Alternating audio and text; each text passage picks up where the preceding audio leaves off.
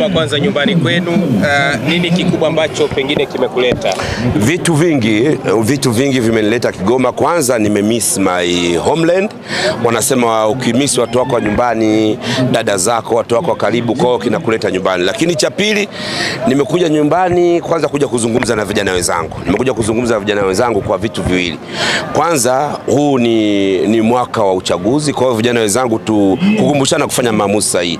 Lakini la tatu ni kuambia vijana wenzangu kuwa hatutaki kufanya makosa kwenye mkoa wa Kigoma. Imezoeleka watu Kigoma kama wanachukulia poa. Imezoeleka watu Kigoma wanachukua sehemu, labda ni sehemu ya kujitokea, labda sehemu ya kuokota, sehemu ya kutoka kimaisha. Kwa nimekuja kuongea na vijana wenzangu. Nakumbuka mara ya mwisho nilikuwa Saudi Arabia, Maka.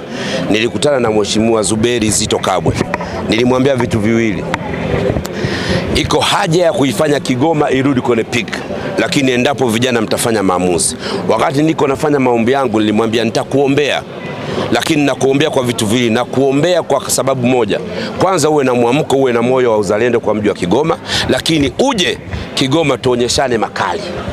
Hilo ndio kubwa nilichowaambia. Kwa hiyo hicho ndio kubwa nilichowaambia. Lakini kwa ujio wangu huu nimekuja kuongea na vijana wenzangu. Tutaongea vitu vingi, tutanadi sera nyingi, lakini kikubwa tutatembea na ilani ya Chama cha Mapinduzi. Imetoka. Tutaichambua. Tutarajia utatia nia ya kugombea hapa kwenye jimbo la Kigoma. Nakwambieni lolote, mimi nitawasikiliza vijana wenzangu wanasemaje, lakini nawaambia lolote linawezekana. Na rafiki yako pia ametia nia, pengine haitakuwa kuwaza chochote. Wanasema uzuri wa chama cha siasa cha CCM ni kikubwa. Na kila mtu anapewa nafasi. Utakapopewa nafasi it depend una play vipi part yako. Kwa hiyo chama cha CCM ni kikubwa. Utapewa nafasi, utaplay part yako. Kwa hiyo sera, maono yako na malengo yako ndio atafanya akupe nafasi wewe kuweza kukitetea chama. Lakini niwaambie, hatutapitisha mtu mjinga Kigoma. Tutaangalia vipengele vyote, hata kama vingine vipo ndani ya katiba, sisi tutaviangalia. Tunachotafuta hapa, tunatafuta ahueni ya wana Kigoma. Tunatafuta furaha ya wana Kigoma. Wewe wakati tunafika Riki, kuna vitu ulikuwa unaongea hapa siwezi kuviongea hapa. Unafikiri mimi nimefurahia? Sijafurahia. Kwa hiyo ndio maana nataka vijana tu take over. Vijana wachukue nafasi, na ndio maana nilimwambia Zito, tupo Maka, nimekuja mji wa ibada. Nilimwambia una mawazo gani na mji wa Kigoma? Nilimuuliza mara mbili. Mwami, una mawazo gani na mji wa Kigoma? Akanambia DC, mimi nimekuja kufanya ibada. Nikamwambia umekuja kufanya ibada na nitakuombea. Usije kuwa na maono kwenda kuwafaharisha watu wengine, wakati wewe tunataka watu wenye elimu Kigoma. Mimi nina elimu, lakini nataka washindani wa elimu nikutane nao watu 5 nishindane nao. Huwezi kuniweka mimi nina degree 2 nashindana na watu ambao darasa la 7, la 6. Siwezi kubali, nataka nishindane na watu wenye elimu, tushindane pale.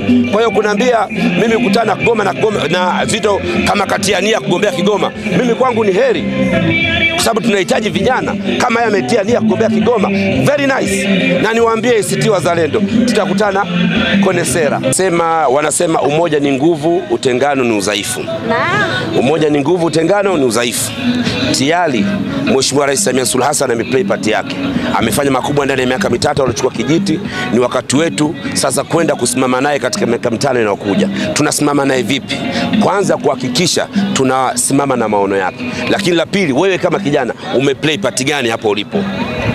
Sasa hivi tuna wimbi la vijana wanatumika. Tuna wimbi la vijana wanakaa mitandaoni kudhihaki na kutukana. Hata vitabu vya dini vyote mbili, wa Kiislamu na wa Kikristo, heshimu uongozi, heshimu mamlaka. Utaulizwa mamlaka ile kuongoza umeheshimu.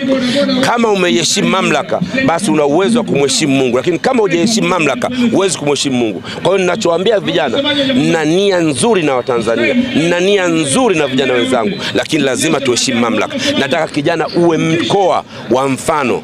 Kigoma uwe mkoa wa mfano katika vitu vingi. Mkoa wa mfano, kutokuwa na vijana ambao watasimama kuanza kutukana mitandaoni. Hiyo sifa itatoka Kigoma. Cha pili, sisi tutakuwa watu wa kwanza kuhakikisha Mheshimiwa Rais Samia Suluhu Hassan anapata kura nyingi kuliko mkoa wote mwingine. Lakini la tatu, tutakutana na kijana mwenzetu Zito Zuberi Kabwe mtaani. Sawa, la mwisho nitaka kufahamu kuhusiana na, tumeona Dar umejenga nyumba, mambo ya uwekezaji huku nyumbani umejipangaje, na pengine tutatarajia utajenga gorofa kijijini kwenu pia kuweka mazingira safi yani kwa nyumbani? Inshallah biidhnillah. Unajua riziki na kujenga ni riziki. Kwa hiyo riziki Mungu akinijalia, kwa nini nisiwekeze?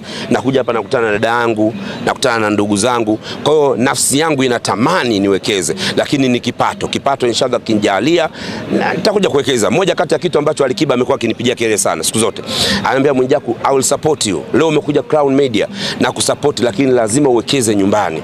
Sasa kuwekeza kuna namna mbili. Kuna kuwekeza kuweka nyumba ya makazi, lakini kuna kuwekeza in term of business. Alikiba ananishauri niwekeze kwenye biashara. Kwa lazima nijue biashara gani nitakuwa na mamlaka nayo na nguvu nayo. Sio kila biashara nitakurupukia tu. Nitafute biashara ambayo ina maono. Hii bwana itanifikisha mbali. Kuwekeza kwenye ujenzi hilo ni compulsory.